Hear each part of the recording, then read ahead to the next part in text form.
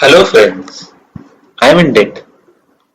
I am in debt to the teaching and non-teaching staff of STM Law College who have helped me immensely when I did my law course there.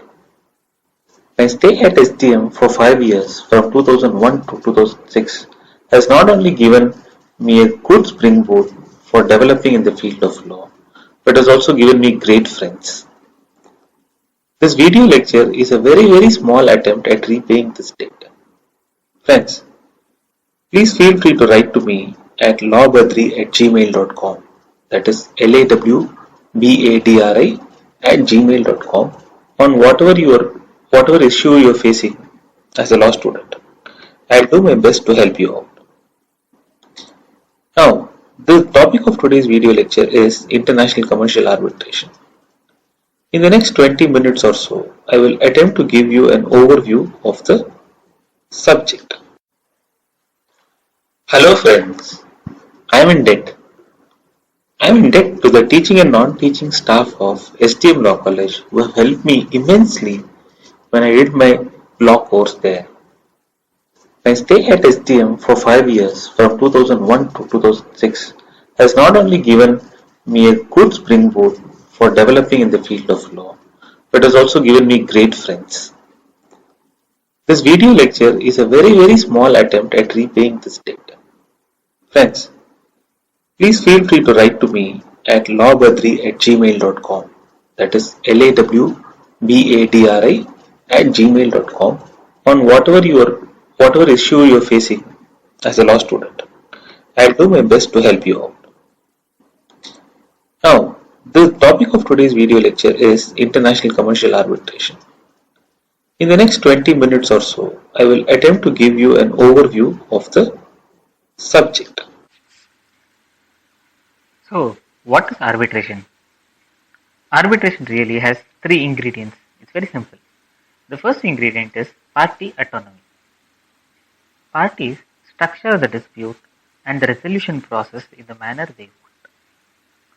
The second ingredient is the existence of an adjudicator who is a third party adjudicator. That is, he does not belong to either of the parties. In effect, he is a neutral person. The last ingredient is that the adjudicator determines the rights and liabilities of the parties in connection with the dispute. He says who is right and who is wrong from a legal point of view. Now, please note that not all arbitrations will have all these ingredients to the fullest extent. To give you an example, in statutory arbitrations, the procedure of arbitration would have to be laid down in the statute in detail, thereby leaving no scope or very less scope for the parties to structure the dispute in the manner they want.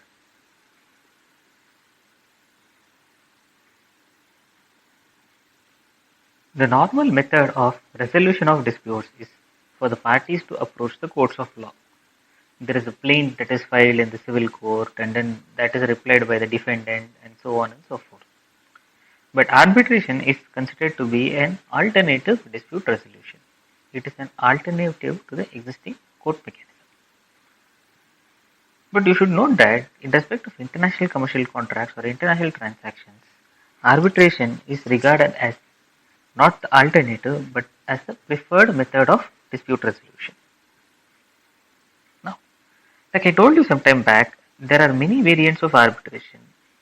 Please recollect the three ingredients: party autonomy, third party adjudicator, and determination of rights and liabilities of parties.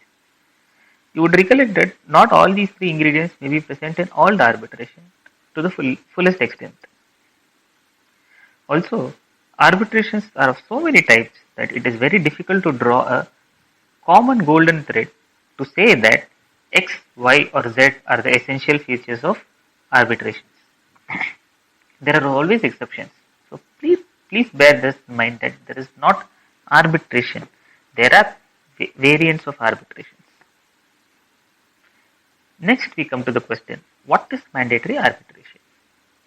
Mandatory arbitration simply means that in case the parties have previously agreed to refer their disputes to arbitration, they will have to mandatorily or compulsorily resolve their disputes through arbitration only. They cannot approach the courts. But in case they approach the courts will refer the parties to arbitrations. This is known as mandatory arbitration. There are some exceptions to it. Maybe we'll discuss a few in this lecture. If you look at Arbitration Act, you would find that there are several exceptions to this rule that you cannot go to the court. Now, let us once again go back to those three ingredients: party autonomy, third party adjudicator, and determination of rights and liabilities. You would note that apart from arbitration, there are some other methods of resolution of certain disputes. I will give you two examples here. One is expert determination and the other one is valuation. You must note that expert determination is not arbitration. The expert is tasked to decide some technical issue or an issue that requires specific expertise. Two parties might differ on what is the technical view as regards a particular thing.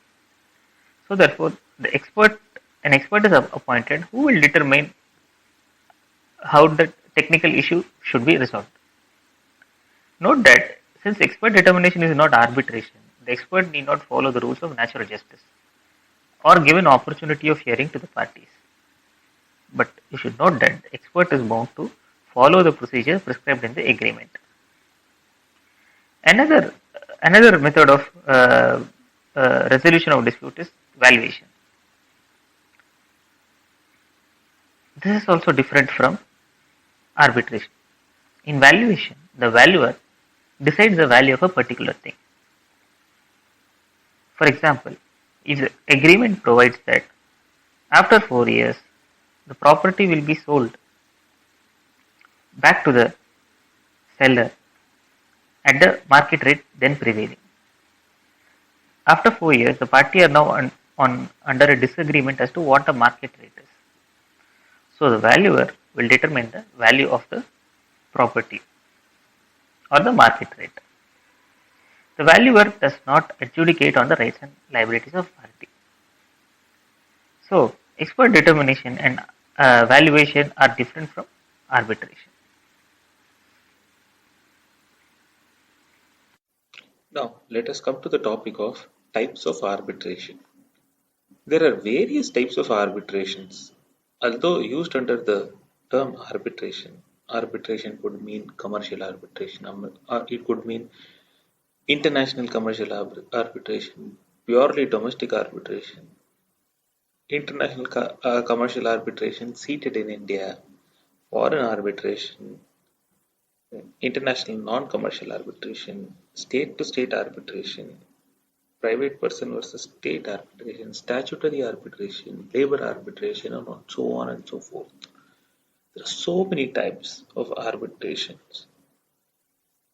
We will just discuss a few types here. First is commercial arbitration. Commercial arbitration is nothing but an arbitration arising out of a commercial transaction. Now, what is commercial is what is very important and needs to be seen.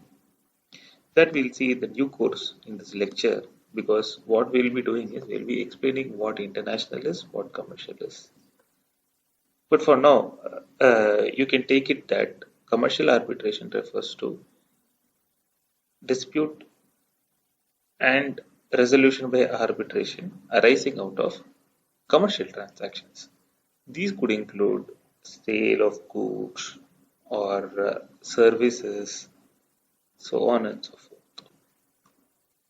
Next, we see what international arbitration is. International arbitration is an arbitration that arises out of an international transaction. To put it in simple, there are complicated ways of how to identify an international transaction. We will again, like commercial, we will again discuss this in due course. Next is international non-commercial arbitration. Now, international non-commercial arbitration refers to arbitration which is international but non-commercial. For example, a dispute between India and Pakistan relating to the sharing of Indus waters. This is a dispute that involves public international law. and it does not involve any commerce or commercial aspect. Therefore, such arbitrations are international non-commercial arbitrations. Okay, international non-commercial arbitrations could either be state-to-state arbitrations, like the example I told you just now regarding Pakistan and India's dispute over the Indus river, or it could be a dispute between a private person and the state. By private person, it would be an individual, it could be a company or some business entity versus state. Now, this new form of dispute resolution has emerged perhaps from 1950s, 1960s, on, where the dispute is non-commercial, but it is international and at the same time between a private person and a state. To give you a typical example, the various disputes under investor-state treaties, like for example ICSID, etc., come under this. In the Indian context, if you ask for an example, then the dispute that took place a few years back between White Industries Limited and India in relation to the non-enforcement of an arbitral award uh, is an example of a dispute between a private person and a state entity. And there is statutory arbitration, where the arbitration proceedings are uh, prescribed by statute, or statute governs the rules and regulations to the arbitration. These are known as statutory arbitration. If you notice in Industrial Disputes Act, there is this section 10A, which talks about statutory arbitration, statutory labor arbitration, and there is this arbitration under the Micro, Small and Medium Enterprises Development Act 2006 from section 18 of that act onwards. So these are typical examples of statutory arbitrations. And for labor arbitration, I told you just now regarding section 10A of the Industrial Disputes Act. Arbitrations can also be classified into ad hoc and institutional arbitration. Ad hoc arbitration refers to arbitration conducted specifically or separately, where the tribunal decides the procedure and the tribunal is not affiliated to any institution. The parties appoint the arbitrator or the arbitrators, and all the proceedings, etc., are managed by the party themselves. Institutional arbitration is different. In institutional arbitration, an arbitral institution manages the arbitration. The tribunal is appointed through the institution. There are many examples of arbitral institutions. Some of the prominent ones internationally are ICC's International Court of Arbitration, then LCA, London Court of International Arbitration, SIAC, Singapore International Arbitration Center, etc.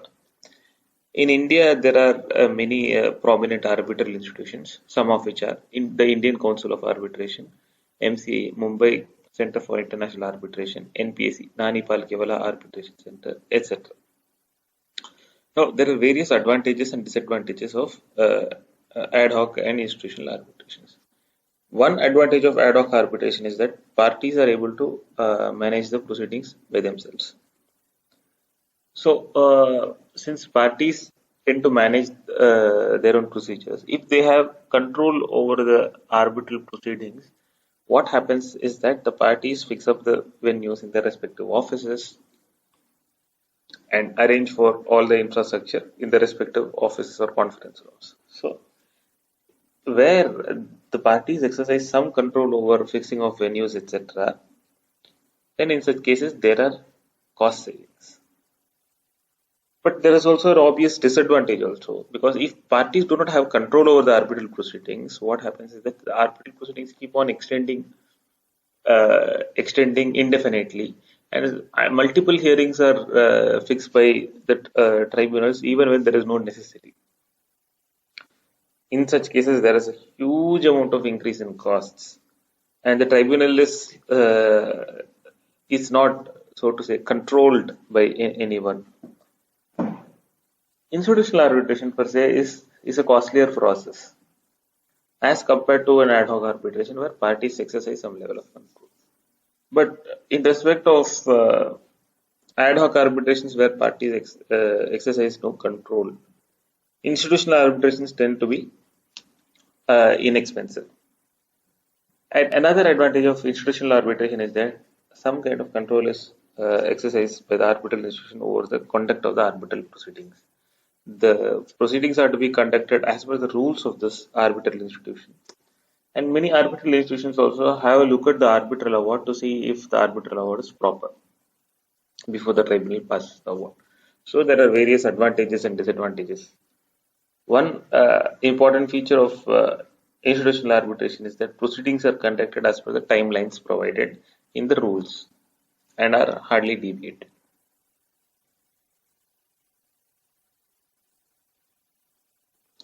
Next, we come to the question, why arbitrate? So, in other words, what are the advantages and disadvantages of arbitration? See, arbitration is a private process and it's a confidential process. Why is it considered to be a private process? By the inherent nature of arbitration, two parties agree to resolve their disputes through a third party arbitrator.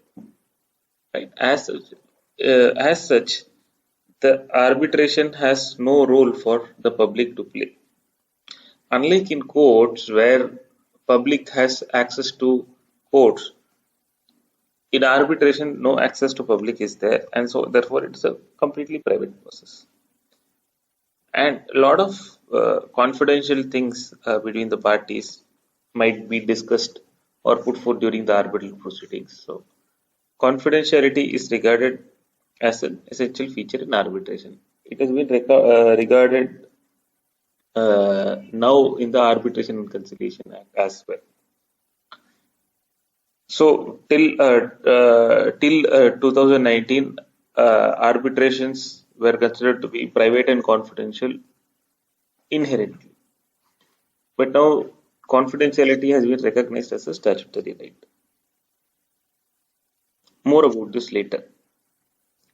Arbitration is considered to be an inexpensive process as compared to the court process.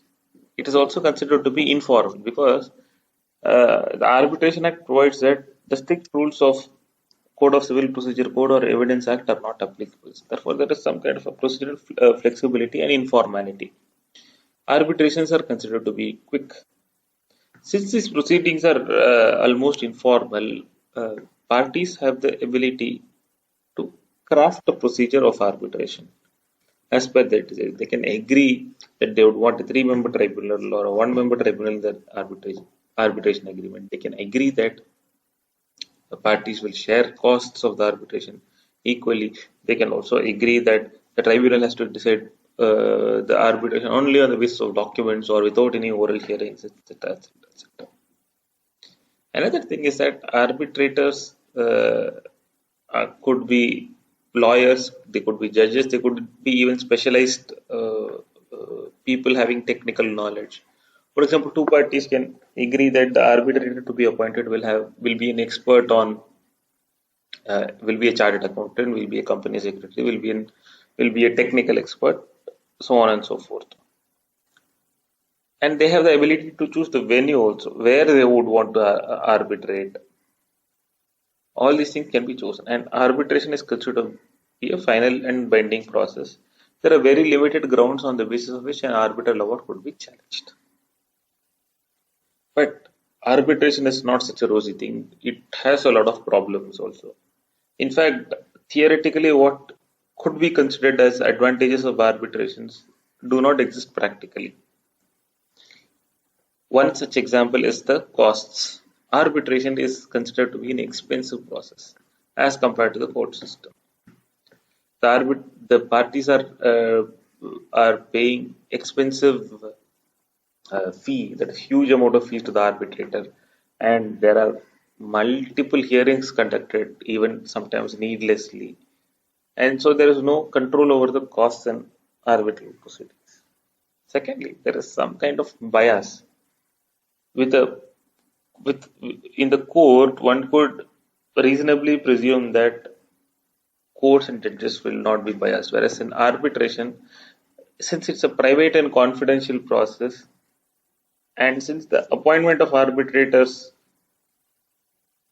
may not be as transparent, there's a possible bias. Another thing is that in three-member tribunals or even higher number of members in a tribunal, each party appoints one or more arbitrators. The other party appoints equal number of arbitrators, and these arbitrators, so nominated by each party, will appoint a neutral arbitrator. So, what happens in practice is that this nominee arbitrators, that is, arbitrators nominated by each party, may tend to be biased towards the party appointing them. This has been this has been observed as an empirical phenomena in many arbitrations by all practitioners world over. So this is nothing new. And there is a lack of ability to challenge the arbitrator's decision. Most of the arbitrator's decisions are cannot be challenged in courts immediately. It has to be Challenges are generally postponed under the Indian Arbitration Act to after the final arbitral award or a partial arbitral award is passed.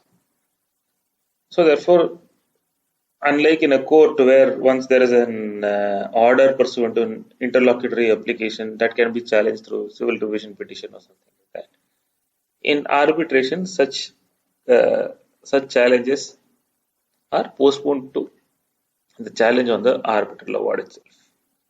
And in India, the grounds on which an award can be set aside are far more expansive. So therefore, it cannot be said that a decision of the arbitral tribunal is altogether final and binding on the parties. So with this, we conclude the first portion of this presentation, introducing international commercial arbitration.